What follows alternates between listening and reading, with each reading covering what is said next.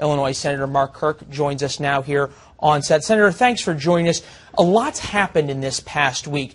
Al-Qaeda and ISIS have announced a merger of some sort. We have this latest beheading video, another mention from al-Baghdadi about the United States.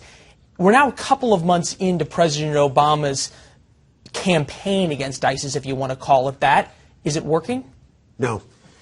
Leland, I would say for every scalp that ISIS takes, the president should send another squadron to bomb ISIS. Okay, I want to read a quote here from Abu Bakr al-Baghdadi. This is the leader of ISIS who put out this just in the past couple of days, one of his latest videos. America and its allies are terrified, weak, and powerless. And due to their fear and weakness, they are unable to send ground forces to fight the Mujahideen. And between this fear, weakness, and powerlessness, we see them stumbling in failure. That is the leader of ISIS, I want to say somewhere between mocking and daring the United States. What does that say about America's position in the world in this fight? You know, right now, the president is only authorizing 5 to 7 sorties a day. If we look at this campaign compared to Kosovo, that was 2,000 sorties a day. We need a much higher op-tempo combat operations against ISIS. You've had a lot of experience as a Navy intelligence officer in this. Is what we're doing against ISIS a comprehensive strategy, or is this sort of, we need to do something so we're going to say that we're doing something without doing enough? This is almost just an air show over Kurdistan. I would say at 5 to 7 sorties a day, you're not really affecting the battle space enough.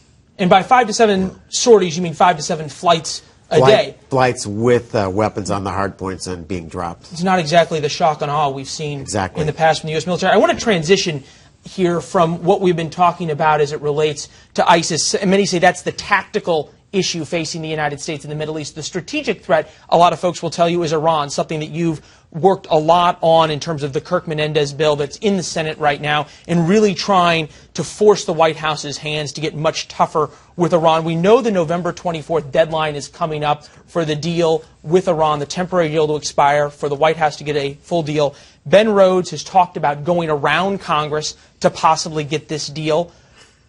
Are you worried in terms that the White House is just going to give away the House proverbially? I'm worried now that they've talked about a deal in which they simply disconnect the uranium cascades and leave them in place in Iran to make more weapons.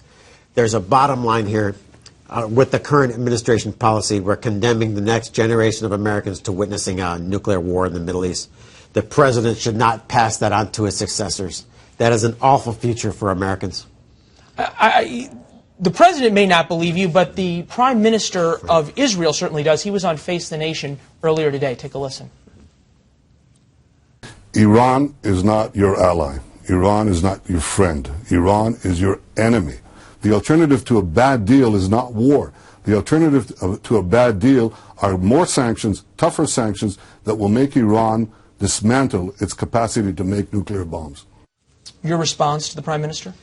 He is exactly correct. We have learned from the 1930s that strength by the West is a better policy that leads to less conflict, that if you give dictators what they want.